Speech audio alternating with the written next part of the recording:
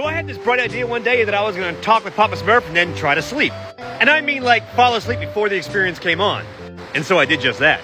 I ended up making some tea as one does, and then I decided I was going to go to bed.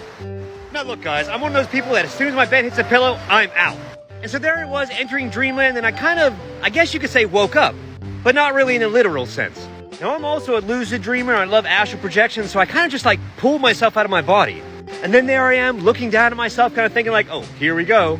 And that's when the experience really kicked off. Now I've had plenty of out-of-body experiences on Papa Smurf, but this is one that was kind of like really difficult to explain. So there I am kind of floating above my body, and I thought to myself, you know what? You got to get out of here. Because that's rule number one of astral projection. If you see your body, it's time to go. So I found myself kind of moving through my house, moving through different spaces until I kind of shot through the roof. And there I was kind of floating through the cosmos and the stars and kind of above the city. I know guys, this sounds crazy, but this was like in the middle of me sleeping and, journeying at the same time. So then I looked up and I saw like the most distant star I could find. And I decided, you know what? That's where I want to go.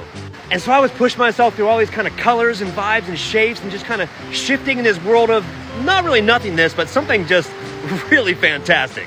And yeah, I know it definitely sounds really heady, but it was one of those super beautiful experiences. And then all of a sudden, something just kind of yanked me back into my body. And I shot up out of bed and I looked at my wife and I was like, holy shit! And I was trying to explain to her what was going on. Now she knew I was going into this journey, so it was all kind of chill. And as a good person does, she kind of just brought me back to my center. I mean, after like 48 years, I'm pretty good at like bringing myself back to here. But sometimes it's good to have a little helping hand. At any rate, I ended up getting up and kind of moving to my house in my physical body.